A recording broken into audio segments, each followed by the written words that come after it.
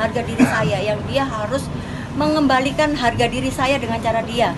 Karena dia banyak masuk TV dan podcast ataupun diwawancara seperti ini, dia bikin statement bahwa dia sudah berpuluh-puluh kali transaksi dengan saya. Padahal baru sekali saya kena tipu.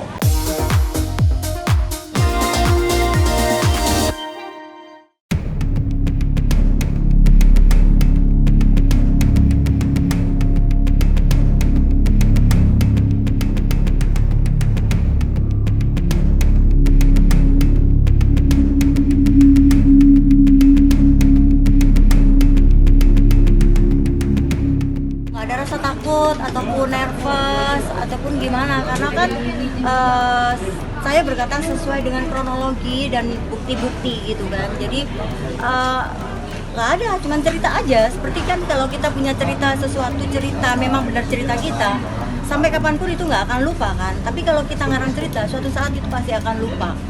Dan di situ saya menjelaskan sesuai dengan kronologi aja setelah di BAP. Pertama kali melihat Medina untuk pertama kalinya di ruang sidang seperti apa? Tadi aku peluk waktu terakhir kali kan, karena si Lukman bilang mbak gitu, udah gitu ya udah salaman lah, karena kan saya sudah sering kali katakan ke Lukman bahwa aku sama Lukman nggak ada masalah apa-apa. Emang benar kan, kita kan nggak bisa dong misalnya bininya yang ada masalah, lakinya kita ikut musuhin, ya kan? Kita kan harus dewasa jadi orang, harus bijak gitu loh. Lalu akhirnya Medina minta salaman, ya udah saya peluk gitu, karena kan jujur saya sebagai orang Kristen yang selalu harus mengampuni kepada siapapun yang menyakiti saya, ya kan? Kalau saya ditempel yang pipi kiri, saya kasihkan pipi kanan saya. Di situ saya memang ada rasa kasihan, tapi hati saya ngomong kok sampai sekarang gitu loh, kok nggak kemarin berbicara yang kita enak-enakan kan. Awalnya kan kita enak-enakan, saya nagihnya enak-enakan juga. Saya kasih spare waktu mulai tanggal 8 sampai tanggal 27 Agustus 2021. Di situ nggak ada tanggapan etika baik, jadi otomatis kalau misalnya mbak aja lah, kalau diancam, hinaan terus-terusan kayak gitu, sebel nggak? Kalau saya sih sebel. Sampai sekarang kalau misalnya diingat kesel banget. Ancaman yang paling parah selain itu apa sih? Diikutin atau mau semua ancamannya membuat saya itu benar-benar takut. Sampai saya tinggal di rumah ada bel bunyi itu takut.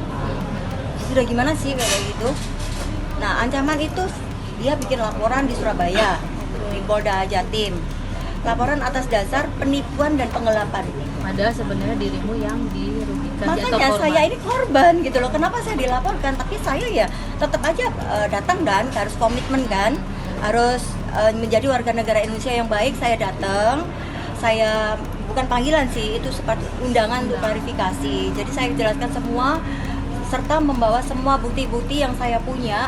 Lalu akhirnya selang berapa bulan kemudian kan saya tanya, kalau kasus ini emang harus diterusin, silakan terusin aja.